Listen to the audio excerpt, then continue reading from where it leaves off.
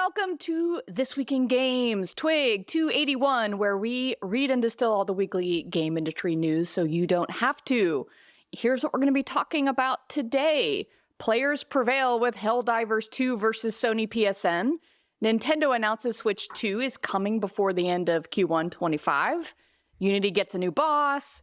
Squadbusters gets a shit ton of pre-regs.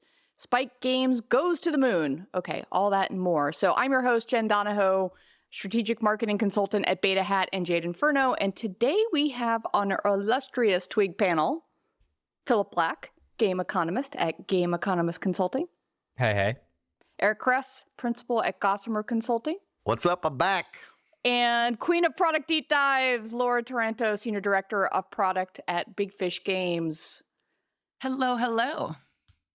Good to have everyone here. So, Kress, thank you for coming back. And I love that you listen to the podcast when you're out because all kinds of slacks come in. Number one What did fan. you think of Ethan's return? Jesus Christ, Ethan, dude. You make this shit too fucking easy, dude. Too easy. Dude, that fucking Stellar Blade stuff was creepy as fuck. What was that, right? There's talking about nude, naked suits on little anime girl characters. Like, people don't wonder why anime shit ain't mainstream, right? It's because of that, dude. It is creepy, you know? Of course, I had to go look it up on the internet, and now I'm flagged by every P site in the fucking planet, right? Now I'm on the watch list, so shut the fuck up, Ethan. Stop talking about your nude anime shit, and God damn it, stop making it so easy to make fun of you. That's it. That's all I got on him. Okay, good. So all of the other great stuff he said didn't matter. It's just that he's a Why are creepy you fuck. critical of this, though? Like, this is what's selling. This is what you're a fan of. You love to bring this up. Like, Goddess of Victory does over $500 million. Like, that's an incredible success. We should talk about this. We should not avert our eyes. This is what's selling. I mean, I don't know what to tell you. I'm on every pedophile watch list for looking up like naked pictures of little girls on the internet. Have you been to Japan? Yes, that's Japan, it's but that's worse why there. it's never going to be mainstream. I know. That's why it's never going to be mainstream in the West. It's just not. It's just not. It's growing. Naked suits? It's growing. Are you kidding me? It's growing. Are you kidding me? All right. Phil, Moving I on. didn't expect the vehement defense of the creepy fucks in the internet. I mean, I think we got to do honest research. Look who else is on the watch list. Anyway, by the way, I wanted to shill my visit last week, but unfortunately, I cannot. I wanted to actually talk about this unnamed company. I wanted to say what a lovely part of the country it is, but I can't. I also wanted to talk about the wonderful people that I met, but I can't. The company culture, but I can't. Or the strategy, which I agree or I disagree about, which I can't.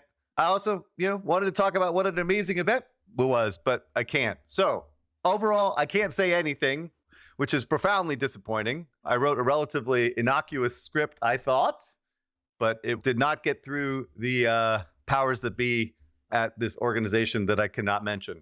I'm so glad that you did or did not potentially have a great time somewhere in the world with people. Good job. Congrats. Yeah. Okay. Very, very interesting. Well, maybe what you can talk about. Yeah, this is not going to win me any friends, but I have to do this because I feel like it's my obligation to point out these sorts of things. So I have an A16 update. Evidently, my A16Z, whatever, got some attention. And it looks like folks were a little bit unhappy, but maybe I'll make them even more unhappy. So what people were asking me to update is that clarification around the $600 million that A16Z raised for the gaming fund. So the money that was raised for the gaming fund was part of the overall fund raise, right? So it was a percent allocation on a broader raise from the big LPs that invest in A16Z. So it was not the gaming folks that raised the $600 million, but it was the overall fund that raised the $7 billion, of which $600 million was allocated to the gaming. So in order for investors, LPs, to participate in the growth fund, AI and the American Dynamism, I knew I was going to mess that up. Part of their dollars had to be allocated to gaming. So does that all make sense so far? Got it. Okay. Yep. So that's what they wanted me to clarify. It wasn't really the gaming fund raising $600 million, which is still an absurd number, just so you know. Another quick clarification evidently, the $750,000 check is for pre-seed, right? For the seed rounds, I had said that they would not, they could basically take over that round for seed rounds. So that's not accurate. What's accurate is that for the seed rounds, it's open to any other VCs. And A16Z will invest pro rata, which basically means that they can only invest enough to maintain their ownership, which is very similar to the way Y Combinator worked or still does to this day. So it's the A round. This is where it gets dicey. It's the A round in which they can cherry pick the companies that they like the best, that have the best prospects, in which they can basically take over the round completely. And this is happening for at least one investment they're cherry picking. And that's the big difference between this and Y Combinator, which limits their investment typically to pro rata for subsequent rounds, which is not quite accurate, but I'm not going to go into it anymore. They did start doing what A16Z, but they stopped doing that. Anyway, so what bothers me about this is not necessarily good for companies. Like, you know, it's great from a funding perspective, but the company really should be getting different investors at a more mature phase, right? Whether it's strategics, whether it's other venture capitals, other companies that actually can provide services to help them get to the next stage of growth. So this is not really good. And then the other clarification, which is more of a positive thing, which one of the venture capitalists told me, is that the activities of the speed round, the way they're actually doing the speed round, actually could generate good returns, particularly if they take over the rounds on the A side, right? So that's really, really good. But the dollars don't really work out to be enough to justify a $600 million fund, probably like half of that, right? But what the problem is, it creates a lot of zombie companies, right? So if they do not participate or not as interested in being aggressive on the A rounds, then these companies are like almost untouchable, right? Other VCs are not going to look at them. So it creates kind of a problem with some of the companies that they're investing in if they don't choose to be more aggressive on this. No, it's complicated, but it still sounds like what you and Mishka were saying from a high level stands, which is there is the potential for cherry picking of certain companies. And there's a potential for what you're calling, I like it, zombie Walking Dead companies, zombie companies who, if they're just okay, because A16Z is on their cap table and doesn't decide to keep going, other folks might not touch them. Kind of like when Ethan talks about Stellar Blade. But also, like other VCs, if they know that the best companies are going to be taken over by A16Z, they're not going to spend as much time looking at them, you know, because they know that they're not going to be able to participate, because they're going to hog the entire round. So if they, you know, so okay. Anyway. So looking at the big picture, there are a lot of, I get Google alerts, a way that I can kind of tell what's going on in the news. And so there's a lot of data reports this week from companies I've never heard of. And this one came up called Data Horizon Research, never heard of them. And it caught my eye because they said the global video game market is projected to reach 720 billion with a CAGR of 12.6% by 2032, right? I've never seen a projection out that far. And as we all know, because you just can't in video games, it's just stupid. So our typical friends at Newzoo, just to give you like the real down to earth projection, is 205 billion by 2026 with a CAGR of 1.3%, right? This is kind of where we have felt is a little bit more realistic. So while I appreciate all these generic research companies going out and trying to show the value of the game industry to folks that may want to invest or just get information, like I saw this posted in some of the channels of my clients and I was like, whoa, everybody slow your roll because we shouldn't be using these. Now, again, it's a 2032 to 2026 projection, but Cress, like, isn't this like a little bit garbage and crazy? It's ridiculous, a ridiculous analysis. They have absolutely no idea what they're talking about. And I actually read through a little bit of their press release, and this might be a good indication of what's going on. It says, I quote, Saudi Arabia and UAE are the forefront of video game market due to high demand from the youth population and the high disposable income in the region, right? Well, maybe someone is supporting this analysis, but evidently it's an Indian group, which clearly has no grasp whatsoever on what the video game space is, because these forecasts are laughable at best. And so I don't know. Didn't Naavik do an analysis where they try to like do another estimation of the market? Do you remember this? Yeah, dude, I was gonna mention that. I forget what the multiple I didn't want to was. throw Naavik under the bus. It was Bitcraft and Naavik. It was like one of the first things that they did outside of crypto, and it was so bad. Do you remember where the growth came from? was it just accessories that they included? Like, I guess IP? I don't know what else you put in the bucket. I think, I don't know. Okay. I think they just, I don't know what they did. It was not a well-received piece of analysis, and they do much better work than that, generally speaking. But I think I got in trouble with Navic because of that report, because I actually talked trash about it. And I was like persona non grata for like months, right? But they never copped to it. But I talked to them all Shocking the time now, so that we're good. you talk shit about it. Yeah, so this is my cautionary tale. If you happen to see this report, maybe think twice about using it and just stick with our Newzoo friends. Yeah, okay. Yeah, stick with Newzoo. That's my idea. That's good advice. All right. Moving on. Valve is now calling early access to pre-ordered games advanced access. Oh, they're rebranding early access to advance. Why? Jen, this Phil? is straight out of your playbook. What are you talking about? Listen, this is a beautiful idea. Like, they've been listening to the podcast. Yeah. Defend that, Jen. I think it's brilliant. Like, the early access label is a label. You know, that means shit. Why not throw in another label? Advanced access. Now they're advanced? They are the most evil monetization company out there, and no one calls them out for it. And I love it. This is great. I got nothing. I didn't read it. And from a rebranding standpoint, please don't rebrand to the same fucking word. That was total gotcha for Miss Jen. All right, moving on.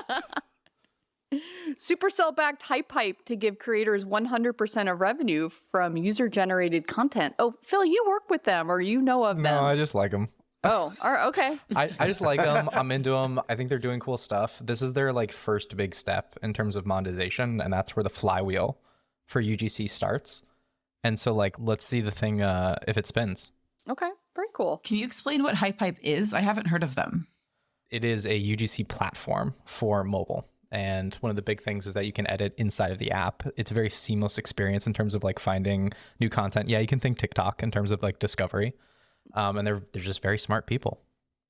So kind of like UEFN, but on a mobile platform, but not inside of a broader game, right? Like there's multiple game types you can create? Multiple game types. I don't want to speak for them.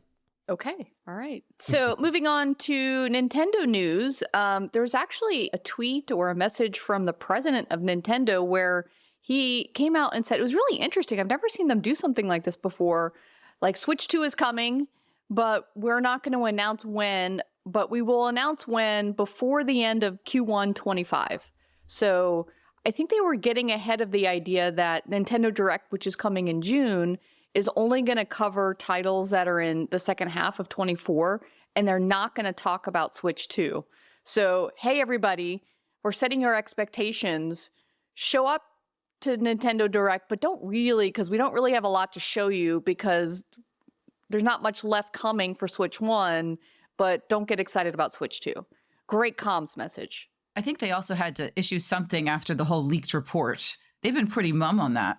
No. This is managing Wall Street and managing the stock, pure and simple. Got it. Right? Gave guidance that was absolute shite, right, compared to last year because they don't have a Switch 2 coming this year, and so they need to like placate the masses on the hedge fund side and the investor side, saying, "Hey, we're going to announce it this year, right? So basically, it's coming next year. So hold on, right? Yeah. Buy the stock, you know." And so the stock's only down like 5%, which on the guidance. It should be down a lot more, Yeah. but now everyone kind of can expect that the next Switch will be out in next year, and that'll help kind of rebound them. And I'm relatively bullish on the prospects of the Switch 2, so we'll see. Yeah, that makes We'll sense. see. I think I read that, and this is obvious, their hardware projection is down 20% this year, Yeah. their guidance. I mean, it's kind of like the announce before the announce of the announce with GTA 6. I think exactly. that It's the same thing. I think everyone's looking at what GTA did and we're like, ooh, let's announce the announce. This is awesome. Great idea. Okay. Laura, what do you got? All right. I have to say, I do prefer covering investments in M&A and then layoffs, employments, and enclosures. So very glad you're back, Eric. I think he's going to fight Thank you. for that. He's going to switch that up.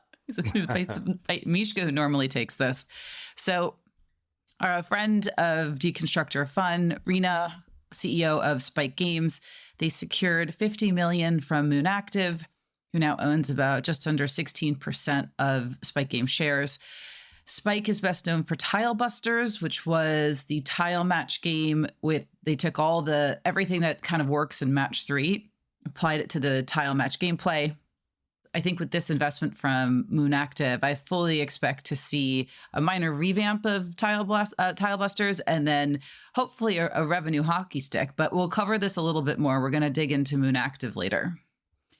And then from friend of the podcast, Neil Long at mobilegamer.biz, Supercell and Benchmark have taken part in a funding round for Web3 game startup Games for a Living. The studio was founded by veterans from Activision Blizzard, EA, King, and they raised $3.2 million, bringing total funds raised to $7.6. And they recently soft launched a hero battler called Elemental Raiders. I haven't played it. I'm reserving judgment. All right. Layoffs, employments, closures. I don't know why this is in here, but TikTok is suing, of course, to block the US app ban, which is unsurprising to anyone. This is going to affect the games, right? Like, don't you think this will have an impact? Like, this is a big debate channel. We've been talking about this. Don't you think that we should adjust forecasts? Now that this is happening, shouldn't we adjust forecasts? No. No, it's not that. You don't think it's GDP impactful? It's going to impact the UA environment for sure, in temporarily. Yeah. I hope cooler heads prevail. We'll see. Yeah, I mean, all right, we could talk about this some other time, maybe with someone that has more expertise here. But plus it's a year out. Yeah. And the court battle is going to delay everything. And so if anything, the minimum that something would even potentially happen is a year from now. Yeah. I don't know about this. I have my thoughts about it's so political that it's not really business related. But if TikTok is gone from the ecosystem, it will impact UA environment. But I think the UA environment is improving enough across other channels that it may have less of an impact than you might think. But yeah, I agree. I'll ask around and see if that's true or not. Okay, this one's a big weird thing to me, and I actually really want to be corrected on this because I don't know Bromberg personally. I think I've talked to him once, but Unity appoints ex-Zynga exec Matthew Bromberg as CEO. Bromberg has like 2 decades of experience in the industry. He was a COO at Zynga from 16 to 22. He also has leadership roles, including GM for BioWare and Senior Vice President of Strategy and Operations for EA Mobile. By the way, those 2 areas of EA were not thriving at that time, just to be clear. So I'm very confused about this appointment, and I'm not really sure Unity needs Bromberg right now, and maybe I'm wrong. By all reports, though, Bromberg is a world-class operator, but he's also, by all feedback, he's a world-class but don't you think I think Unity needs a benevolent dictator now, like someone like to charm customers and motivate troops and attract talents. Haven't they done the cuts? Do they really need another ruthless dictator to manage them going forward? I think they need kind of a visionary to get them kind of back on track and keep them moving, Again, this kind of makes sense if they were about ready to sell Unity. And so they have some guy that's going to, get people in gear and get them ready for sale. But they already had that guy, right? That was the interim guy did that shit. He did all that work. So I kind of think they need a big leader, like a big personality to take them to the promised land, to lead them into a different path. I'm not sure Bromberg is that kind of leader, and maybe I'll hire the right people beneath him. Ironically, who the person that makes the most sense is his partner in crime that's at Match right now. Bernard Kim? Bernard Kim. Like, Bernard Kim on here makes more sense. Like, to fucking, go after these customers that are all fucking pissed off and, like, sweet talk them, Well, that reminds me of... Sorry, I'm going to talk about the social media network that shall not be named. So with Twitter, Linda Yaccarino was this leader of the ad business, ad sales at NBC. I think it was NBC Universal.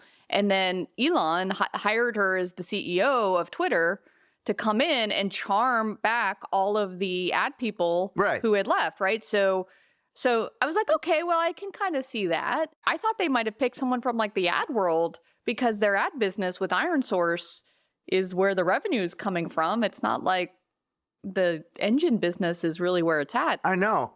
Yeah, I'm kind of scratching my head here. I mean, and maybe at the end of the day, there's not a lot of operators out there. There are not a lot of CEO people to choose from. But Bromberg, I don't know. All right. I don't get the good vibes. Unless they're going to sell themselves to like Microsoft or something, which is possible, right? Or Amazon, or I don't know. Yeah. Well, let's clean it up. Yeah. I think we lost didn't we? We had a vote on who we thought would get the CEO, and I think all of us lost that one. No one picked this guy. Who did we pick? I don't even remember. Oh, we were like joking with Frank Chabot, or yeah, Frank actually makes a little bit more sense to me. I think you had even said the app loving guy, Adam. No. Because we were because of the ad business, right? We were joking that someone would come in for exactly this from the ad business. Okay, anyway. All right, moving on.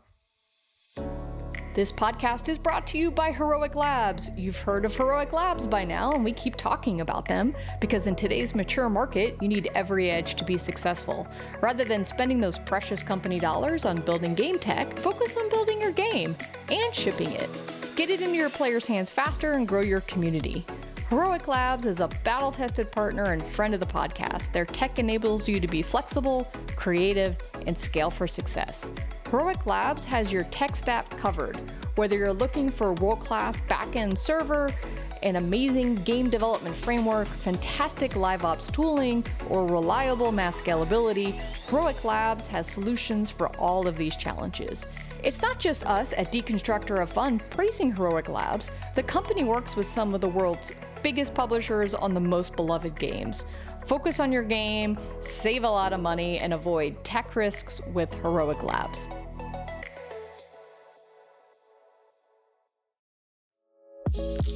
This podcast is brought to you by Sensor Tower. Sensor Tower has acquired mobile analytics company Data AI, formerly known as We All Know and Love App Annie. 4 things you should know. Significant advancement. Number 1.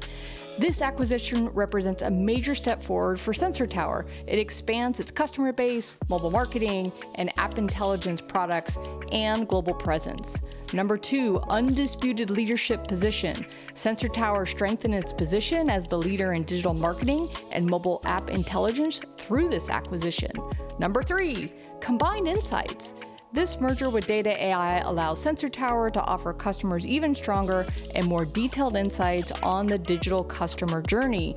And last, consumer trends. With increasing time spent on digital channels, the combined company is well positioned to capitalize on the growing trend of in-app purchases driven by platforms like Google, Meta, TikTok, YouTube, Instagram, and Snap.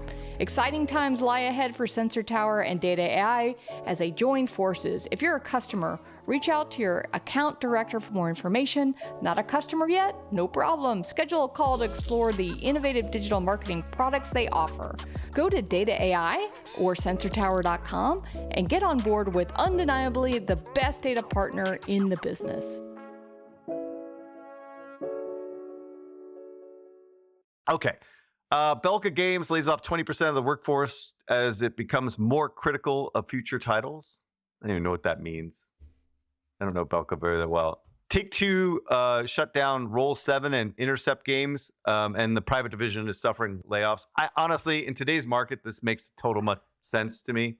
It doesn't really make sense for Take-Two or these big publishers to be investing in small games. I think it's good PR, but it's not good business where the market's at right now. I know people don't like that, but I just think that is true. And actually, along the same lines, so it's ironic. Now I'm talking out of 2 sides of my mouth here, but like for Take-Two, it does not make sense to make small games. On the flip side, like the whole Microsoft, oh, sorry, now it's a big rant. So Microsoft is closing Redfall developer Arcane, Hi-Fi Rush developer Tango, GameWorks, and Roundhouse Game is like consolidating. So basically, in essence, they are fucking annihilating the entire acquisition of Bethesda, besides the core group that does like Fallout, Starfield, etc. And id, right? It looks like id is still whole to some degree. It's like, dude, fuck you, Microsoft, right? Fuck Phil Spencer. Dude, he promised that they were building out teams to build out the subscription service. Like the whole point of buying these teams is so they can build creative content for the subscription. So what the fuck is going on, right? And so even the guys at Kotaku, right, were like, what the fuck is going on? And they wrote this article basically saying, it's time to stop giving Xbox Phil Spencer a pass. It has been long motherfucking time, dude. Like, Phil Spencer is driving this thing into the ground, right? It's like, so it says, under his leadership, many have lost jobs and fewer games have been made and out the door. It's time to acknowledge that Xbox boss Phil Spencer is making bad decisions. You think? I mean, come on, dude. What is happening, right? Their whole strategy was to build out studios, to build out a service, to build online capabilities, to build a subscription service. Like, that was their whole fucking strategy. Right now, they're shutting down all these studios that are making really high quality games that people love. You know, like, absolutely, people love Hi-Fi Rush. Like, that was an absolute darling of the industry, and it's like a relatively successful game. And now they're shutting down the studio.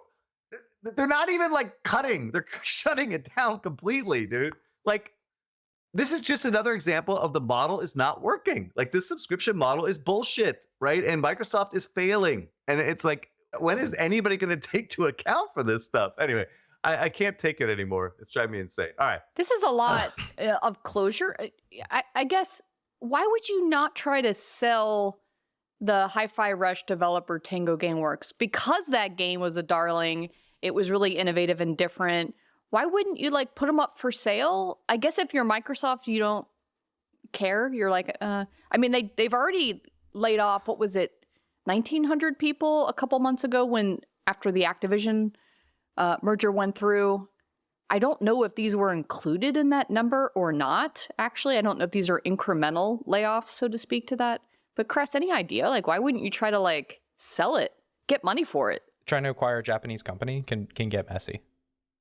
Yeah. Okay. That could have been it. Okay. I mean, look, at the end of the day, this is exactly what I was saying months and months and years ago, is that the subscription model does not fucking work. Like, the revenue that you get from subscription minus the cost of making all these games is not profitable, right? That the unit economics don't fucking work in gaming for subscription type services. And so this is a simple calculation. It's like, we're spending all this money on game development. Which teams can we cut to make that dollar number lower so that we become more profitable? I mean, it's that simple, right? And so, like, everything else is bullshit PR, right? Like, that's what's happening. Like, the subscription model is not working. They just spent $1 gajillion, and not only is spending forget the $70 billion they spent for Call of Duty. That's irrelevant, honestly, from a P&L perspective. But what's relevant is now all the costs associated with King and Blizzard and Call of Duty are coming in their P&L, and they have to justify all those costs. And now it's even far less profitable than it was before they acquired them. You know what I mean? It's like, so that's what it is, really. It's dollars and cents. And cutting makes far more sense than the effort to like try to sell something, maybe. But it's just a shame, you know. It's like, what do you think is going to happen, type thing. This is, if it's not nearly as bad as Embracer, but it's getting there, you know. So. Got it. I'm hoping that Phil Spencer will take, you know, I mean, he's got to take blame for all this shit. He's been fucking managing this shit for 10 years, you know? This is all on his watch, you know? All right. Moving on to some games that aren't shut down. Squadbusters has announced that it has 20 million pre-registrations and 30 million in its sites with 27 days to go. Jen, I don't know how to think about pre-registrations right now. Like, COD Warzone got a bunch, but it looks like it didn't translate to that much. Does this mean anything? So pre-regis typically convert better than they did for Warzone. Because we talked about this a little bit. We were like, why didn't Warzone convert? So what I noticed was that the download for Warzone was 4 gig and then another 3 gigs when you actually open up the app. And so if you imagine pre-reg is happening in countries where you're just not on Wi-Fi, you have to actually pay for your downloads, that might be a problem. So maybe in a lot of countries, the conversion just slacked off there. Then there was a ton of reports of performance issues, crashes, inconsistent frame rates, graphical glitches, and then, you know, maybe a lot of the devices weren't compatible. So one of the things I learned when we were launching TFT is we have a really vibrant community in Brazil. But in Brazil, a lot of the phones are a lot older and couldn't actually run our game. And I imagine with this type of performance, right, because Activision came out and said, we want this to be a really high-performant game, that a lot of the devices that pre-reg the game actually couldn't run it. This is my guess of what led to that. And Squadbusters, most likely, I didn't look at the download size for this or the performance specs, but Supercell makes games that works on mobile phones. Like, they know how to do this, where, you know, the 4 studios trying to pull Warzone together, probably, that make games for console, typically, might not have, you know, factored that in. So anyway, how does that sound as a reason why conversion sucked on that game? Yeah, that makes sense to me. I mean, I'd love to check the DAU numbers to see whether or not they're like suffering in those countries. But yeah, sure, I buy that. And then battery life, too. I also saw all these reports of it. I didn't realize that you can actually hurt your battery. If you play a game for a really long time, it kills the battery width. So, and Warzone was like a hot pancake when you played that. Yeah, the phone was really warm. I think it could like heat my lunch. Squadbusters, especially because Supercell knows how to do the marketing for this, I think they're going to hit 30 million. They might even surpass it. And I would estimate the conversion being pretty solid. I think they'll probably get between 60 to 70% conversion on the down. This is my projection. You know, I'm going to be crushed. But has anybody looked at the metrics on this game? It's not monetizing at all. Oh, I didn't say anything about making money. I don't think you can say anything about Supercell soft launch games now, because so many people are like VPNing into the soft launch countries. There's such a big brand following. It's hard to know what's noise and what's real here. So I think like all those metrics just seem fake to me. I don't think they're predictive of anything yet.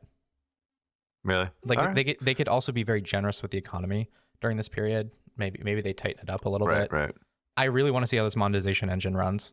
Like, it's going to be very interesting. Coming out. It's coming out in a few weeks, man. Yeah, it's never been a more pay to win concept. I've never seen it as pay to win as this. And if this works, that's good. Chris, that's good. Pay to win is back on the menu. Dude, pay to win's always on the menu. Yeah. What are you talking about? It's like, that's mobile, right? May 29th is the projected launch date. So we'll see. Hades 2 has launched. It is in early access and is already climbing up the Steam charts. We'll have more to say about it next week, but this is, of course, based on the original roguelike, which sold, I think, millions upon millions of copies. So they've come out with a sequel. Let's see how it performs. Speaking of seeing how things perform, X Defiant is finally going to be live on May 21st. I have been waiting for this day. Ubisoft has really taken its time to get this out the door, but it's happening. They're shipping a game. Is it on? Dude, it's not on Steam. It's not on Epic. It's only on for PC anyway. I think it's only on Ubisoft's client Uplay. Oh, really? Why would you do that? Why would you limit distribution in that way? That's insane. I don't know. Maybe I'm wrong. Maybe I'm wrong. dumb. I searched for it. I couldn't find it. And I'm like, this is bullshit. Ubisoft Connect, dude. I don't want that shit on my PC. Yeah, that stuff's awful. Microsoft sales down 30% year over year. This is Xbox hardware sales. Like when I look at the reason for Microsoft's decline, like, yeah, you need to ship more units. Tencent's Dungeon and Fighter mobile game will launch May 21st. This is based on like one of the all-time best performing games ever in the world, and it took them like 7 years to get this thing out in mobile. That's crazy. It's just absolutely crazy, and it's gonna destroy in China, of course. So if we close out April with some analytic updates, Brawl Stars is still tearing it up. It is the second most number of downloads in the United States over the last 2 weeks, according to Sensor Tower. It's performing at nearly $30 million worldwide, and we don't know what web stores are. So this is just looking at net revenues on Sensor Tower. They could be performing even more revenue when we include web stores. They've already made more in 2024 than all of in 2023. Holy shit. Like, congrats to them. They're absolutely killing it right now. I don't know what the ceiling is this year, but it looks like incredible performance so far. Monopoly Go, just an update there. It's flatlined at about $22 million a week, which puts it at around a $1.1 billion run rate. That is like in the pantheon of all-time great mobile franchises. Like, I think we could almost put it there now. Like Candy Crush, Pokemon Go, Clash of Clans.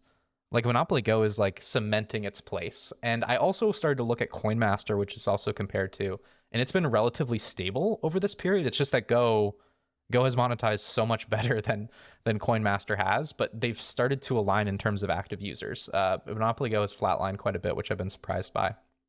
Oh, before you move off of Monopoly Go, quick future shill. So I'm going to be speaking with Ben Webley, the CMO of Scopely, on Friday in a couple days. If you have any questions you would like me to get in, you guys let me know. We're approaching everything from a marketing angle, how to scale your soft launch to launch, how to build out your marketing operations to support all that. So you guys on this podcast, let me know if you have questions. Quick FYI. So I was looking at the Q1 numbers, and it looks like Sensor Tower has the market up like 15% year over year. Mobile? It's like the largest market for the US ever, even in 2021, right? But Data AI has the market up 5. Part of it's because they don't know what Monopoly Go is doing in theory. And so they're basically extrapolating, and then that kind of filters down with their system. So there's a lot of interesting numbers that are floating out there. So it looks like things are go, go, go. But without Monopoly Go, the market would be up like 5% in the US, according to Sensor Tower. But like, yeah, I don't know. I'm actually a little bit confused. So anybody that has like clarity, like our data people or Sensor Tower, I'm sure they're so busy with integration that they're not going to listen to me, but things are a little off. It's difficult for them. Everything that I've always heard when I've talked to them is anything at the very top is very difficult for them to extrapolate unless they get direct information, which I don't think they do from almost anybody anymore. If you're down lower, like, in slot 11 down, then it's so much easier. So sorry, 100%. Phil. And so, and they're also trying to match the data that's being reported by Scopely themselves, right? So they have to incorporate that. And so that makes it even higher. I don't know. So it hasn't really cannibalized anything, though. That's what I find that seems to be incredible. It seems to be all additive, right? This is just growing industry GDP. That is crazy. That is unbelievable. Yeah. The fact that CoinMaster is still going as strong as it always has is a good call out, right? That's pretty amazing because it is identical. We don't know a lot about these players, though. Like, who are the players that Monopoly Go added that were not playing mobile games before and not spending? Like, we don't know anything about those players. And if this is like the largest source of growth in this industry, like we should understand more about that. Yeah, I mean, Solston, friends of the pod, I asked them to help me understand this question. And a little bit about probably what I can say about them is they are casually oriented players, and they behave a little bit like merge players, actually. They have a lot of the same outlook as the old school Pogo players, Cress, if you remember Pogo, which is, older people who want to do cooperation, which is the idea of like, hey, I want to work with other people and play a game together and feel like, I have a little bit of an online community. There's a lot of kind of partner or positive play going on where you're teaming up with people. In fact, and I think that report we talked about last week, the Liftoff report, they talked a lot about some of the mini game events that you're seeing in these games starting to really go after the idea of how do you team up with other people against a common goal. You even see this in Royal Match with the Dragon Egg thing, which is some weird event that you do where you have to work with another person to achieve goals.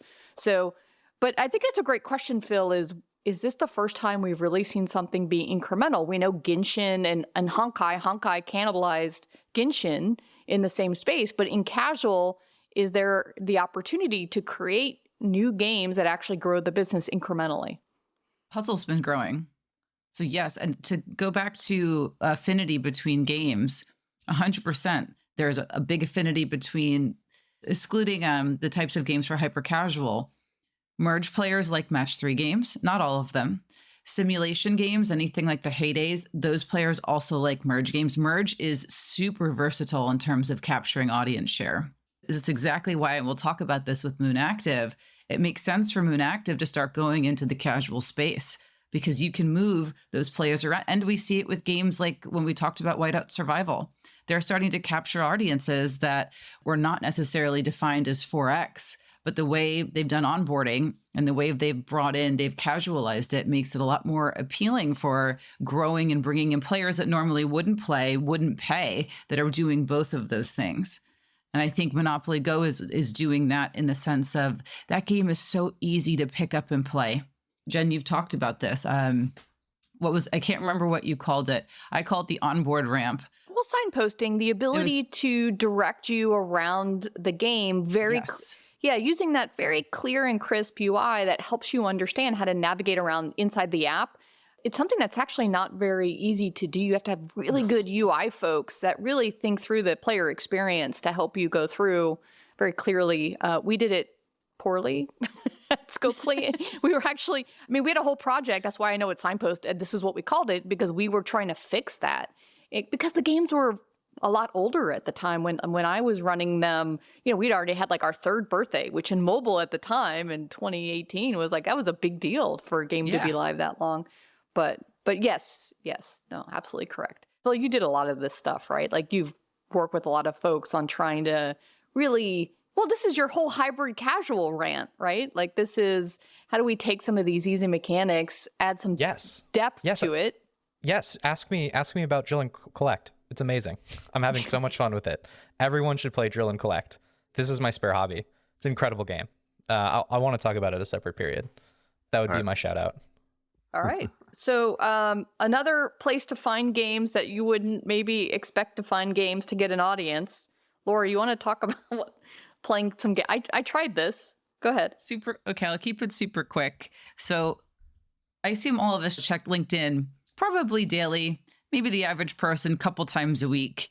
If you haven't, FYI, they've announced 3 new games. So LinkedIn, I think, is testing becoming some sort of gaming platform. And if you do well in these games, and I'll describe them in a moment, you can share them with your entire professional network. So the 3 games are Pinpoint, which is very similar to New York Times Connections, Cross Climb, which is just a word ladder game, and Queens, which is, I would call this a simplified version of Sudoku. They are seeing an opportunity for what New York Times has already identified, and they are going hard after that, trying to convince wordlers there's more to life than just a daily Wordle. I'm so excited to play games with you guys on LinkedIn. Let's do it. I wish they had profile cosmetics, though. That'd be kind of fun. Oh, I'm sure all of that's coming. Cress, you don't want to make fun of this one? This is so like up your alley to make fun of. Nah, I'm moving on. All right. Whatever. Okay. Soup du jour. More games is good. How about that? More games is good. Okay. This podcast is brought to you by AppsFlyer. In today's digital world, understanding your app's journey from discovery to download is more than just insightful, it's essential. Enter AppsFlyer, the leader in mobile attribution and marketing analytics that allows you to measure the full potential of your marketing efforts, making every ad dollar work smarter. With AppsFlyer, that's your new reality. Dive deep into data-driven insights that reveal exactly where your users come from and how they'll interact with your app. AppsFlyer, where your app's potential meets performance. This podcast is brought to you by Xsolla. Step into the future of game monetization with Xsolla. Xsolla empowers developers and publishers to market, sell, connect, and optimize their games globally. From payment solutions to a full suite of tools designed to grow your game's revenue while fostering a loyal player base, Xsolla is your game's gateway to worldwide success. With Xsolla, the world is your playground. Visit Xsolla.com today and find all the solutions that will help you to power your games into success everywhere.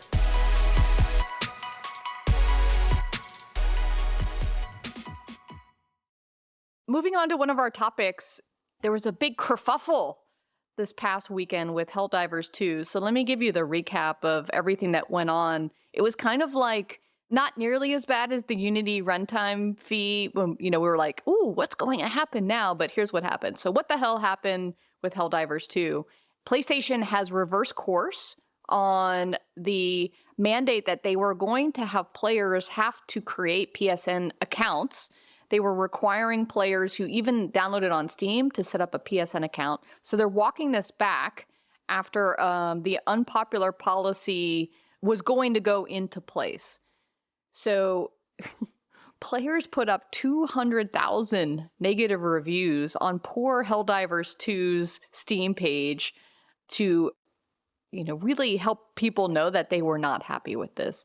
Helldivers 2 has sold 8 million units as of March 2024 and has actually been a really great example of innovative live ops. I don't think they get enough credit for how they've been approaching that. All of that goodwill has now just taken an absolute hit. I can't remember a comms nightmare like this since actually the Unity debacle. So one of the things that was interesting, and I can actually appreciate this, the developer is called Arrowhead, and their CEO did actually take a little bit of responsibility while still pointing a lot of fingers at Sony. He said, quote, "I do have a part to play. I'm not blameless in all of this. It was my decision to disable account linking at launch so that players could play the game. I did not ensure players were aware of the requirement, and we didn't talk enough about that. We knew for about 6 months before launch that it would be mandatory for online PlayStation titles."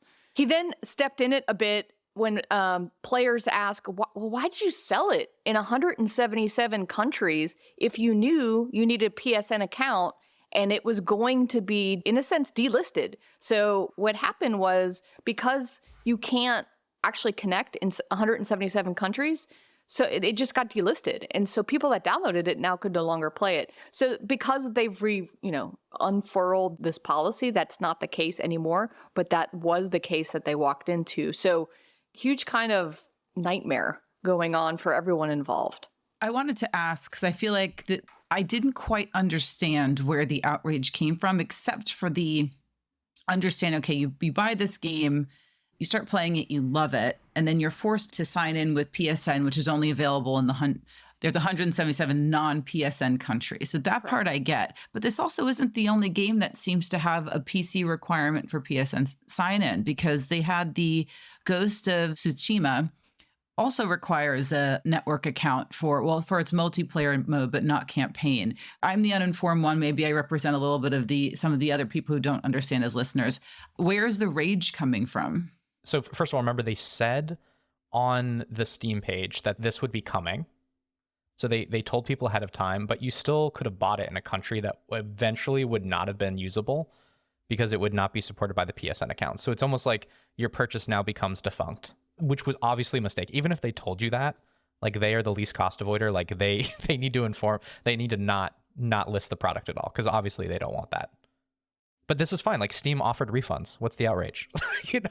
And you look at these countries. We can look at Steam reviews by language, and you look at the countries that are not supported by PSN accounts.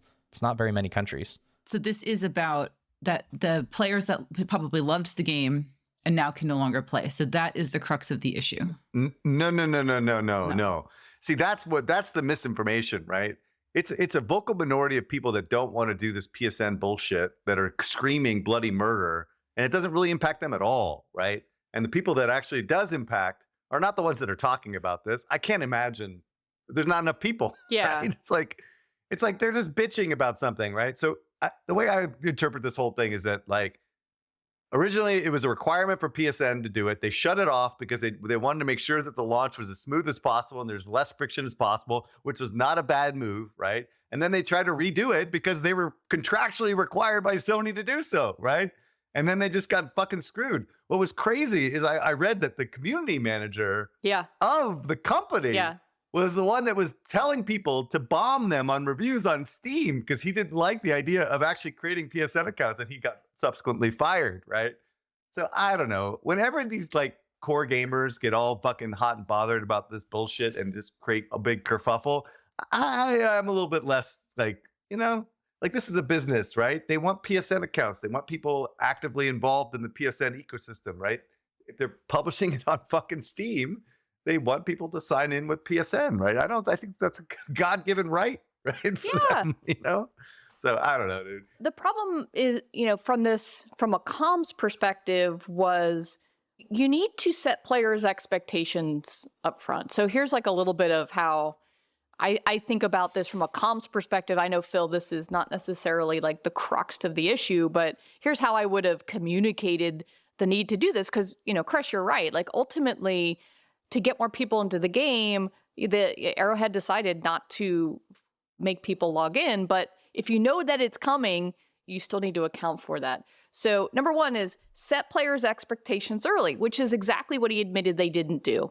You have to build trust with your community. You have to say it. You have to follow through with it. You have to let people know exactly what's coming. You have to over communicate. If there's an issue, you have to be honest about it and speak in player speak, not in corporate PR speak, which they didn't even really necessarily get into this here because it just kind of came up on them like all of a sudden. So the reason why this was so quick is the policy was going to go into effect 4 days after they said that it was going to happen. So I think it was something like May 6th, the policy was supposed to go into effect. All those people were going to have to log in, and they gave people 4 days notice. Like, that's just absolutely horrific to do that to your player base. So the other thing is, as this was ongoing, they were not necessarily communicating really well. Make sure that you tell people, hey, I'll have an update for you by X time. And then at X time, come out and say, here's the update. That is how you kind of do proper crisis comms. And they didn't really even do that at this time. And, where you can, just be a little bit more open and honest. That's why I was like, I was really happy with how the Arrowhead CEO kind of talked about it. Because he's like, I'm kind of not, I'm not innocent in all of this. Now, where they could have avoided a lot of this too was to offer very generous compensation. This is our speak for give players a lot of stuff to tell people you're sorry. In fact, they probably should have just done that from the beginning. They should have just said, listen, we're going to require you to log in with PSN. The benefit of logging in is you get to save your game, you get cross-platform, you get whatever the other benefits are. I don't even know what they are. And to do that, we're going to give you this free shit in the game. I have teams that always ask this question when they have to make an economic change in the game. Do I rip off the Band-Aid and just say it very quickly and just implement it? Or do I announce it just like you suggested? Why do you think it was the right idea for them to instead move the date out rather than doing it in 4 days? Because you can also they can build hype. These Redditors, they organize, they have an agenda, and like once they form an agenda and they target something, like they can create just like, just the vibe in the air. Why would that be a better strategy here? How much time should they give? Like, is 2 weeks the best time? Because they just did it. And like, look at this crisis happened and now it's over with and no one is going to give a shit about this in like a week. Right? This had no impact on player numbers. Now, of course, it wasn't implemented, so there wouldn't be any technical things, but like all this whining, it doesn't seem to move numbers. That's But they pulled the requirement, right? They did pull the requirement. That's true. So the vocal minority won. It won. That's true. Yep, they did win. Which is, it's nice for players, but it is extremely dangerous for companies moving forward, because now players know that they can, if they organize, which is what the internet allowed. I mean, this is Wall Street Bets, what Wall Street Bets did with the GameStop stock. So now that they know that they can win, everyone's kind of screwed. And so the idea is you're just going to have to get in front of it if you're a game developer and make sure that if you've got any really negative change that you need to do. The reason why I want to go earlier is you can engage them in conversation. And you can engage them and get their feedback and say, well, this week, we're going to need to do this. Here's how we're approaching it. We really want to work with you to get your feedback on these types of things. It's kind of like hostage negotiation in a way. Great book, Never Split the Difference by Chris Voss will teach you all about hostage negotiation. This is what it felt like to me. And they just caved right away. All right, Laura, you want to talk about Moonactive? Yes, I do. Okay. So I mentioned earlier, Moonactive invests $50 million in Spyke games. I already talked about who Spyke are. I made TileBusters. They actually made a couple other games. And they also are making new games. But what I wanted to focus on was they're moving loudly, but not really loudly. What does this investment mean towards what they want to do in the future? So I went back just to have a quick look at their portfolio, because I think it shows a lot of, one, how clever they are, and two, the direction they're moving. So they have Family Island, which is a farming sim game with expeditions developed by Melsoft in 2019. And we've seen the expedition mechanic used in games like Fiona's Farm by Ace Games, and then later in the version 2 of Township, with the 2020 plus version of Township. They obviously have Coinmaster, which we've talked about today. They have Zen Match, which was another tile game originally developed by Good Job Games. Then they have Travel Town, which we've covered because of how how they've turned that game from, earning a little bit of a revenue to becoming the top merge game earner in that subgenre, that merge subgenre. And that game was originally developed by Magmatic Games. Now they've invested in Spyke for TileBusters, which was also a tile match game like Zen Match, but they go a little bit harder on the social envelope that we've seen that was kind of started, you could say, by like Toy Toon Blast, but then has since evolved into very events heavy, very focused on competition. And they also have Blitzbusters. Spyke has those two games now, TileBusters, Blitzbusters. And I actually played about 50 levels of Blitzbusters last night just to get an idea of it.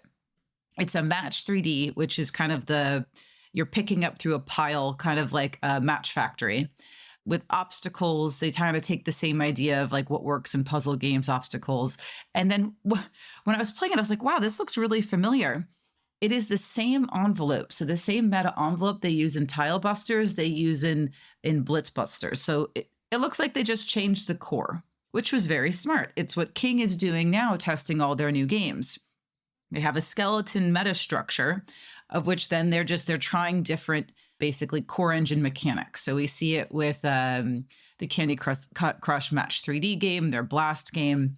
So quick to market, quick to test. And now you have two games at probably the cost of like what you were building 1.5.